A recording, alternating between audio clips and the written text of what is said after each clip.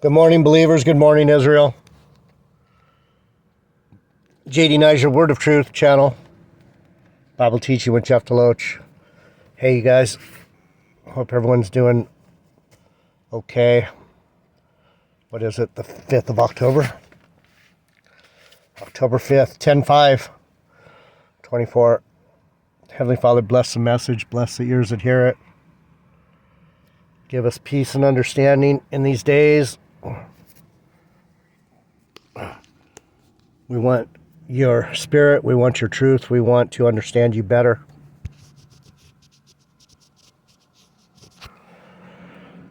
We praise you. We honor you. We bow before you. Amen. You're welcome. Good morning. Thanks, new subscribers, family, for sticking around. I've been a real mean fucker lately because I just am. I'm a mean, kind of a mean guy. I don't like to be fucked with, and I don't like people fucking with the Lord, telling lies. So that's why I rag on these fucking liars. Anyway, I wrote a poem last year. I found it in the truck. So when I talk to you guys about the Bible being literature,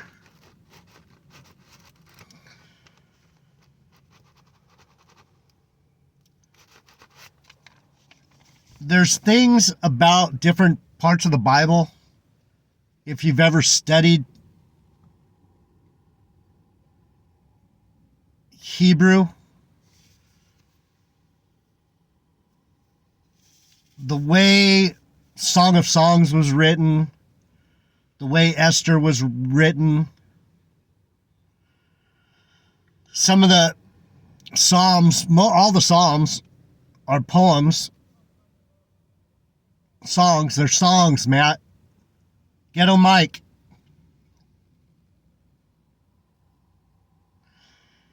How could you be King David, dude, if you're illiterate? You know what I'm saying, brothers and sisters? You can't get a full grasp of the Bible unless you have some skill at literary allusions, similes, personifications. This is the highest literature ever written. This is God, inspired by God. So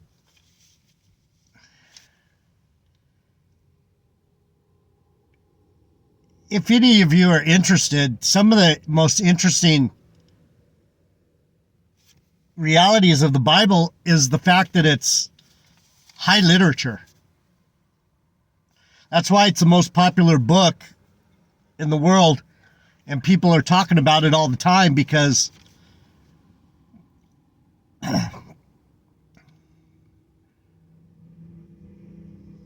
it can be easily misconstrued, it can be easily misinterpreted because of the poetry of it. It's not all direct, literally telling you something. It's alluding to something else. If you know what an allusion is, it means there's the law of first mention.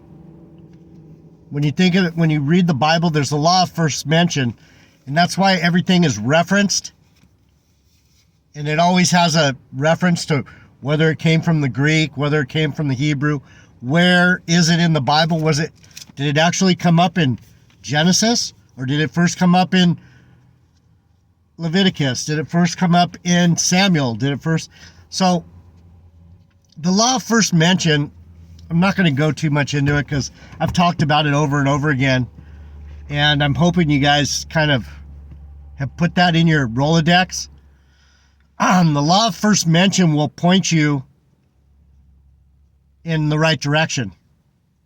If you can get the context of where a precept, a theme, not a scripture, not like these black Hebrew Israelites, they don't even know what a precept is.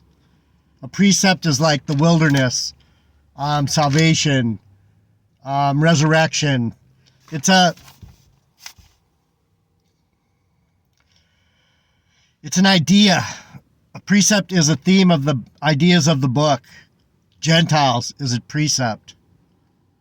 So when you precept Gentiles, you go to scriptures that have Gentile in it, and you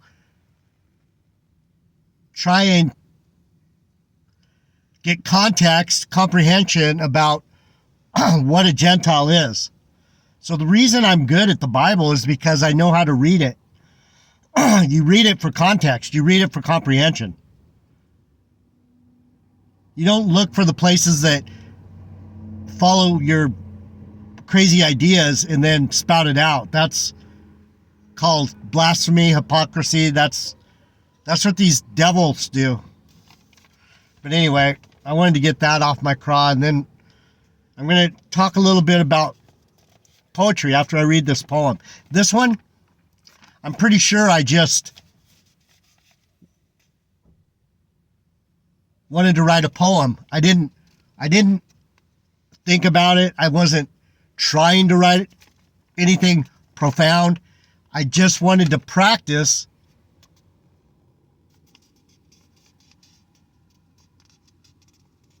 my ability to stream words into an idea, a precept. So the precept, the title of the poem is The Poem and the Poet. I remember I just scribbled this down. This is not my best. This is just showing you, because I just wrote it on this and threw it in my glove box. It wasn't designed to go into my collection. It was meant to show someone something about writing. I'm not going to say it was Melanie, but it was probably Melanie.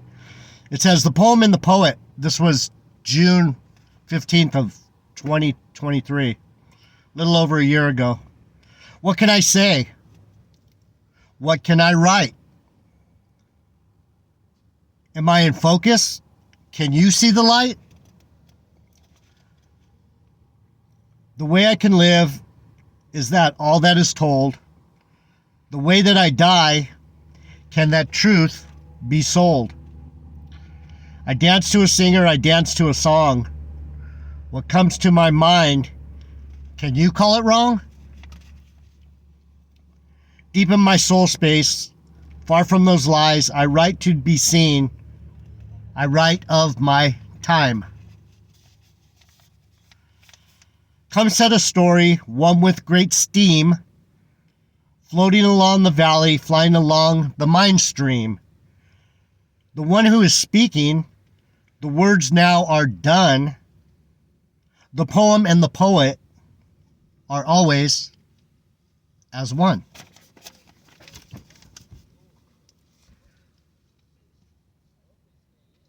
So what's the main theme of the poem? The main theme is that the poem and the poet, the one who speaks, the one who sings, the one who dances, is that dancer, is that singer, is that song. I am one with the poem. And it's an example. I'm just using this as a good example because the Lord had it fall out of the box. And I'm like, oh, wow. It's a teaching tool to teach you that God wrote this through the hand of a poet, a man. David wrote a bunch of it. Asaph wrote a bunch of those songs.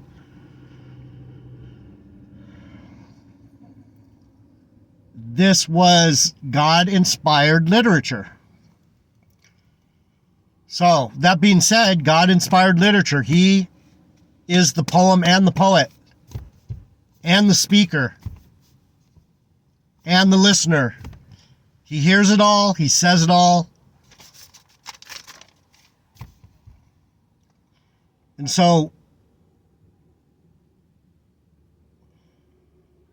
part of understanding the Bible would have to be understanding who you are when you listen to these songs. Do you hear the song correctly? Can you interpret it? Is it jazz? Is it hip hop? Is it pop? Is it rock? Is it... Different parts of the book have different genres of writing. And if you're just a knucklehead, you don't even know that there is a genre called alternative country or whatever it might be. Priestly poetry. Ecclesiastes, the preacher. The whole book of Ecclesiastes is... wow. People can't interpret Ecclesiastes because that's Solomon, that's the preacher, that's Jesus writing in spiritual codes. I'm not trying to sound smart. I'm not trying to sound like I'm Mr. Intelligent. I'm fairly intelligent. And so an intelligent person will look for the correct things. That's why I asked myself in the poet, am I wrong? Am I right? Am I thinking straight? Can I see the light? Am I blind? You know what I'm saying? It was an exercise for me to remember what it means to be literarily aware of what you're reading and what you're writing and what you're saying. It's really probably the hardest thing for me to do is to communicate spiritual things, literary things, intellectual things, because I haven't ran too much in those circles for a long time. I've just been out on the beach talking my slang and this and that. But anyway, that's that. I wanted to just share that it's a decent little ditty. It's not bad, but it's only good because it's instructional for me to remember what I'm doing. I am the poet. I am the poem. If it comes out of me, I am that poem. So I don't know how to exactly integrate it into the Bible other than to say this is all literature and you got to understand who the writer is. And that's where these idiots, they miss the point. If you read for context and you read for comprehension, the book opens up for you because you're not looking for things that aren't there. You're reading it as it's written. If you can understand what I'm saying. So anyway, I wanted to get this real quick because there's a lot of people that say they're Jews. And in Romans, Paul is trying to get the reader to understand that the law is good, but the law is love. The law is kindness. The law is doing what's right. You're not going to fuck your neighbor's wife. You're not going to steal your neighbor's skill saw. You're not going to purposely do anything harmful to anyone. Even a fucking Gentile knows that, and that's what this is talking about. It says, for when the Gentiles, this is Romans 2:14.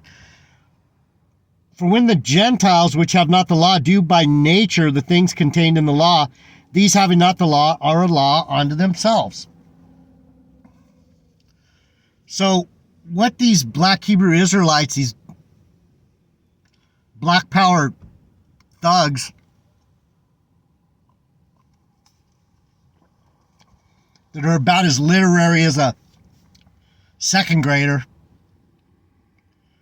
and wicked as a fucking serpent with their lies about the Gentiles and about just about everything, has a sick twist to it about how great they are and how smart they are, and it's all just a bunch of fucking a jumble of misinterpretations and vain imagination. The Gentiles, everyone is without excuse. You know what to do and what not to do. I've done a lot of crazy things that people would go, "You're a sinner. You drink and dance around like a fool," or "I know that you used to stay up all night and have sex with multiple women, and I know who you are, Jeff Deloche, this and that, blah, blah, blah." I was never out to hurt anyone. I was just trying to have some fun. And God knows my heart. He's like, He knows me. I'm a fun-loving guy. I like to test the limits of social norms. I'm not afraid to do that. I've done a lot of crazy stuff, but I've never was out to hurt anyone, bribe anyone, blackmail anyone. If you fuck with me, I'll fuck with you. But you really have to be you got to be a real turd to get me mad. You got to be a turd. You do. And I don't mind thrashing back on turds. They deserve it. Anyway, let me read this. It's which show the work of the law written in their hearts, their conscience also bearing witness, and their thoughts the mean, while accusing or else excusing one another. So it's kind of a shit roll of the dice, a pot shot. You never know what you're going to get. Some people don't like this type of sin. Some people don't like this type of behavior. Some people, that's what Paul's trying to say. It depends on who's hearing your case, whether they think that's going to be bad or not. Another person. So the Gentiles rely on each other to keep each other in line. That's why these laws are all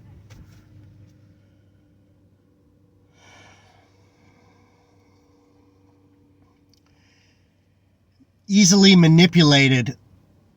Like this whole, man, they're just making this pedophilia and this sexual sin, this ABC, RFG, Rainbow Coalition thing. They're making a lot more of an issue than it needs to be. Keep the flags to yourself. Keep the marches to yourself. Do what you're going to do and stop fucking priding out on something that you shouldn't really be proud of. That's where the sin comes in, when you push a precept, the precept of abominable relation. You guys understand what I'm saying? It's abominable relationships to the Lord. But if you really love that person and that person really loves you and you're actually care for that person, that love covers a lot of sins. But if you're just out here fucking being that way just to be that way, you're wicked as fuck and you're pushing your shit on everyone. Not cool. I'm going to read through this as quick as I can. It's not going to make a lot of sense till the end, because Paul is like really trying to say something that's hard to express, but I'm going to read it anyway because it's interesting. It says, "Caution against hypocrisy. Don't be a hypocrite," right? "Behold, you are called a Jew, and rest in the law, and make thy boast of God."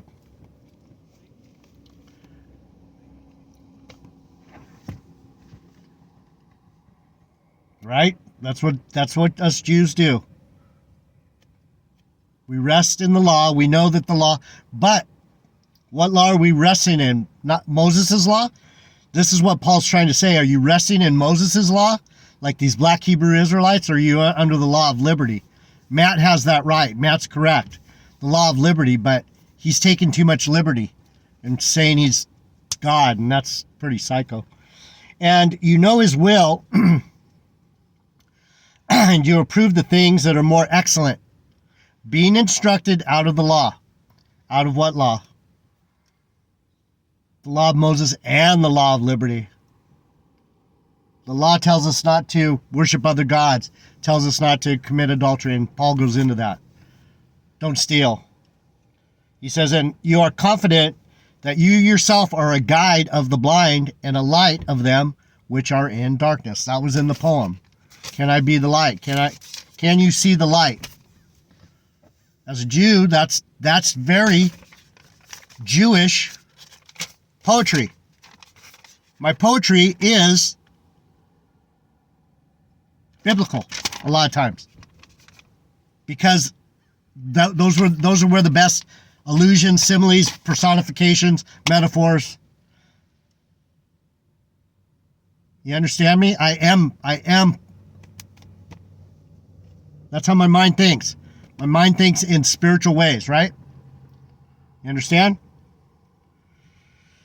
An instructor of the foolish, a teacher of babes, which has the form of knowledge and of the truth of the law. That's what I say about myself. And that's the whole thing about, if you're a Jew, if you're really a Jew, you understand what he's saying here. You're like, yes, I do. I do know what's right. I do know what's wrong. I have no excuse. I know when I'm fucking up. I know when I'm not fucking up. It's evident every step I take.